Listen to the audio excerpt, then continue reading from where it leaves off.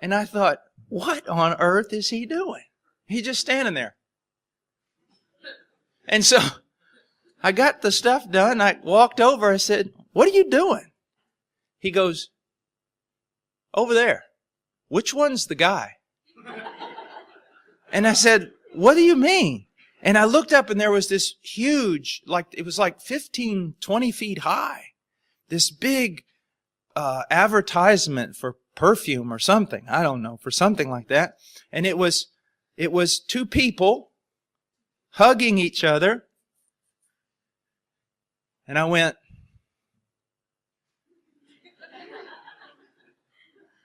well, yes, it's the one on the left. He's the guy. He goes, how do you know? I said, he's got an Adam's apple. That was the only way I could tell them apart.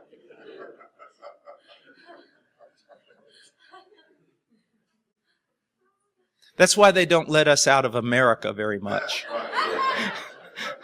I mean, come on, guys. You know what that is? It's more than just fashion. It's the prince of the power of the age seeking to destroy the created order that God placed upon society. It's distortion of God's creation. Do you see that? When we work building buildings, we have nail guns. I don't know if you have them here. And boy, you can just pow, pow, pow, pow, go down through there. I see those guys with their pants hanging way down. I just want to take a nail gun. Bam! I can fix you. I can fix your pants. Or you see these, skinny jeans. You know what my wife says? She says this. She says, look how manly that boy looks in those skinny jeans, said no one ever. I mean, what is this? Did you get them wet, put them on so they stretched, and then blow dry them to make them fit your body? You're a guy. What are you doing?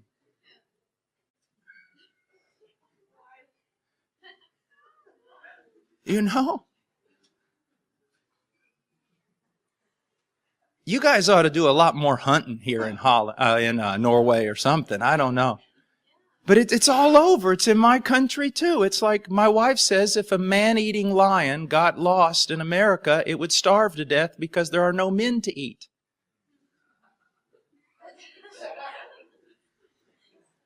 And I want to, it's not just, look, we're not supposed to just try to look different by our clothing. No.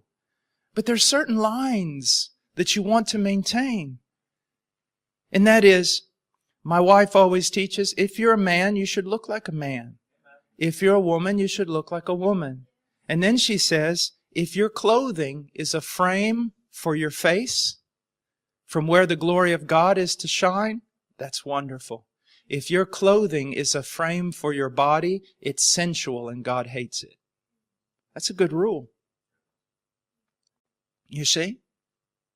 We want to be imitators of Christ in that inward purity, in that inward order that God has placed upon creation will come out.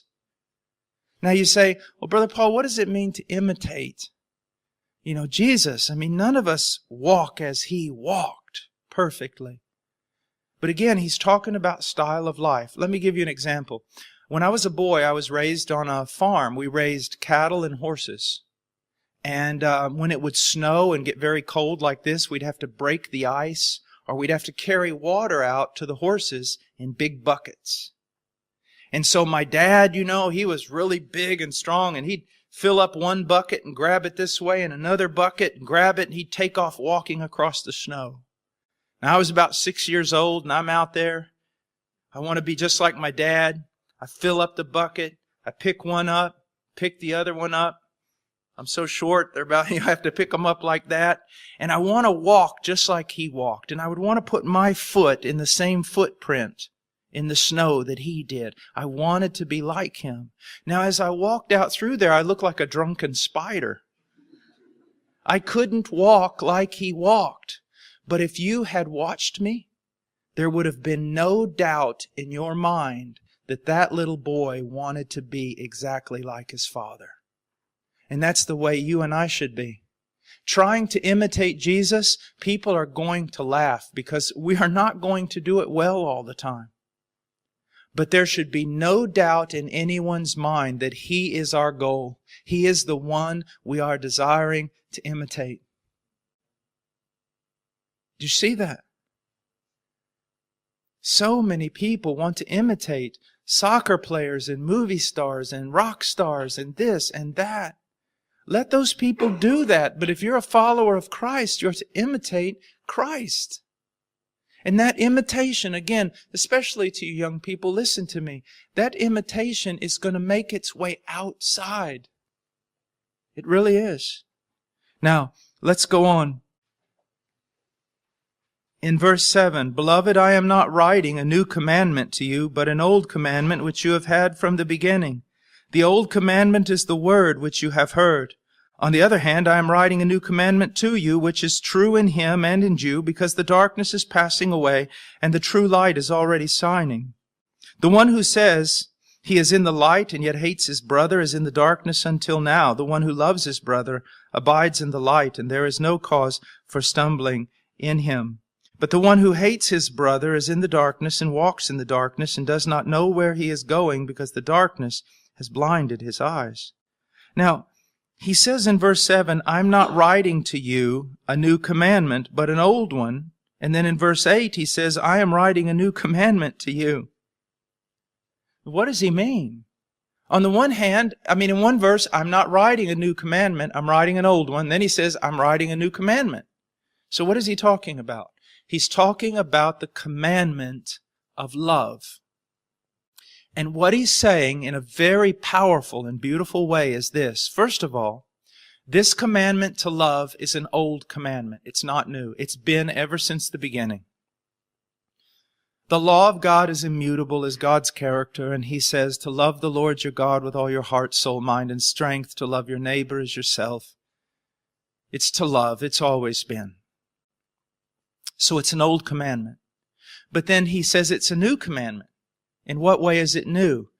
When Jesus Christ came, He raised the level of the definition to love.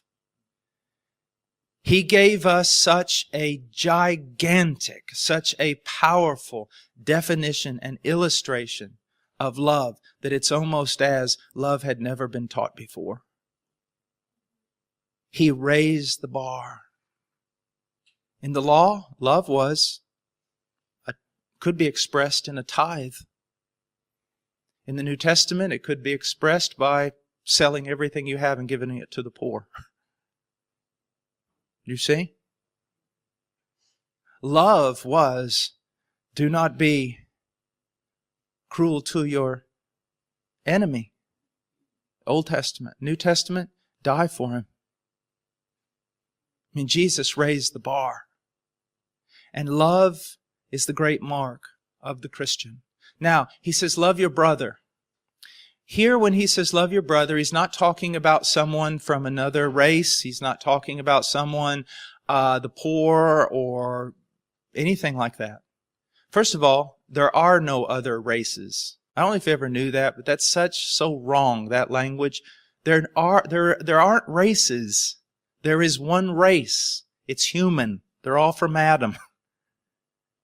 There's just one of us. We look different. But there's just one of us, one human race. But he's not talking about loving the human race, even though we ought to, and in other places it commands us to. That's not what he's talking about. He's not talking about loving the poor, even though we should love the poor, and the Bible commands us to do it. Here he's talking specifically about loving another disciple of Jesus Christ. That possibly the greatest manifestation of being a Christian is that you want to be with other Christians, and you want to serve them in love. My dear friend, If you want to be with the people of this world and do the things of the people of this world, it's because you are one of them. Now, of course, especially new believers and immature believers, there may be a particular draw from some area of the world, and that can happen, and you still be a Christian. You need to fight against it. But one of the things that we're going to see, if we are truly Christian, is a greater and greater liberation from the things of the world and a greater and greater desire to love God's people in the context of the church, to love a community. Now, this is one of the reasons why a local church is so important. Someone came to me one time, a young guy, and he goes, "Man, I want to be a missionary to China." I said, "Really?" He said, "Yeah." He said, "I just love the Chinese. I love the Chinese. I love the Chinese more than... I just love the Chinese." And I looked at him and I said, "Do you know why you love the Chinese so much?" He said, "No, why?" I said, "Because you don't know anybody from China." And he said, "What do you mean?" Well, I said, "I know a lot of people from China and I love them. But my whole point is, it's really easy to love someone who's 10,000 miles away. You can say all day, 'I love the church, I love the church.' But if you're not in a church, loving the people in that church, what are you doing? Loving people in not just some temporary relationship like a conference. Like right now, you've gone to this conference and you've said, 'Man, I met all these people and everyone was wonderful.' Yeah, but if we stayed together for about another month, we all wouldn't look so wonderful, I guarantee you. We would look a lot like the people back home. Do you see that? It's loving our brothers and sisters in Christ, and this is extremely important. It's one of the great characteristics of being a genuine believer. Now, I want you to hold your place in 1 John, and I want you to go to a passage. I'm going to teach you something about Bible interpretation, but also teach you something about this truth of loving one another. Go to Matthew chapter 25.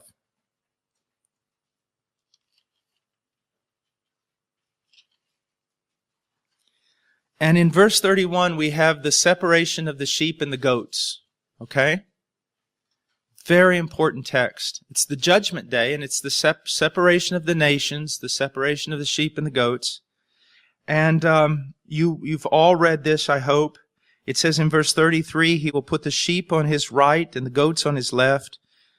Then the king will say to those on his right, 'Come, you who are blessed of my Father, inherit the kingdom prepared for you from the foundation of the world.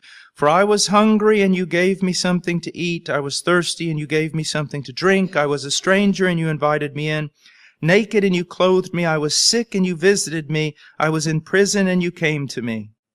Then the righteous will answer him, 'Lord, when did we see you hungry and feed you, or thirsty and give you something to drink? And when did we see you a stranger and invite you in, or naked and clothe you?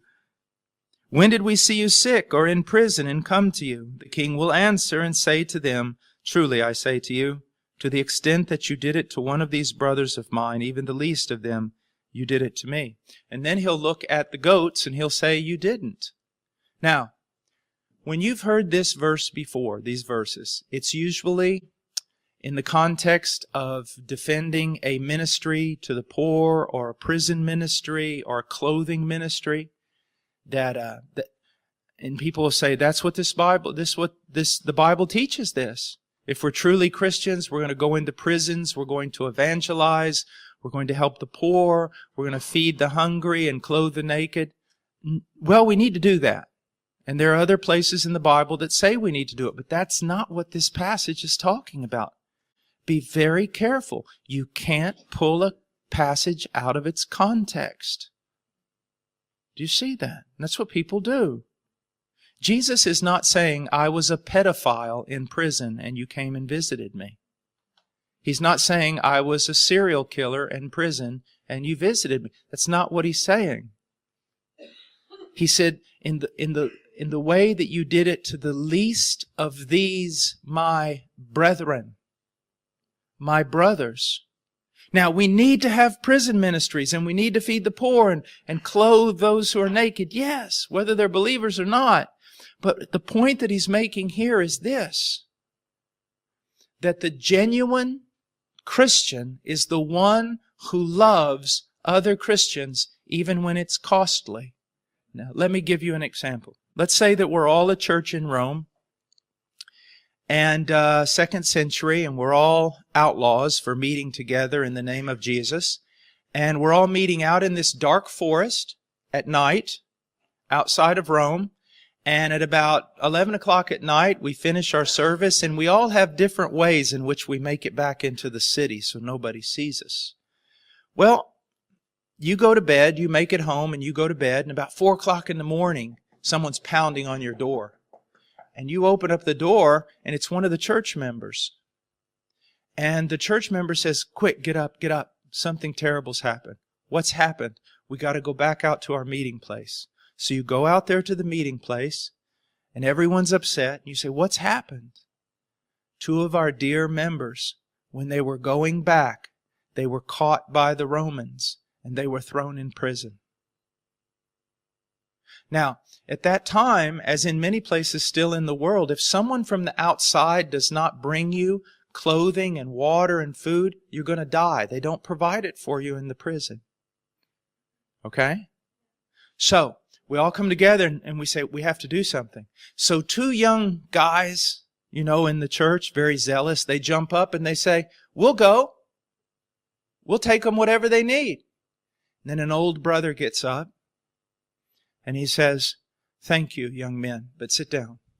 You don't understand. Whoever takes food, water, clothing to these brothers of ours in prison that are now naked and beaten, dehydrated and starving, whoever does that, there's a really good chance the Romans are going to identify you as also believers, and you're going to get thrown into the same prison." And then he begins to explain some things. And finally, there's some people in the church, about 10 people. And they look really angry. And they just jump up and they go, "You know what? We're sick of this. We came to this church and we're followers of Jesus, but you people more and more are getting fanatical. There is no way Jesus would want us to go over there. It's hopeless. Whoever goes is going to be arrested. You people have just lost your mind. As a matter of fact, we're out of here. Forget it." And they leave. And then 2 brothers, older men in the back, stand up and say, "Look, we so appreciate you, young men, but you've got your life ahead of you. And you're going to be married in a few months.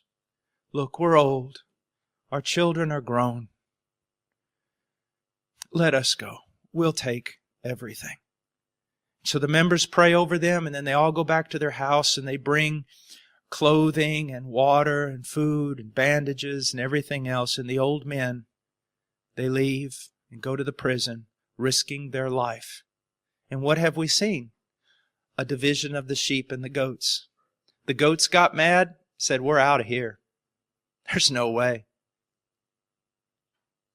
The sheep said, "We're going." And that's what it means. That's what it means. And that's what it means to love. Now, you may not be in a place where you're persecuted at the moment, but let me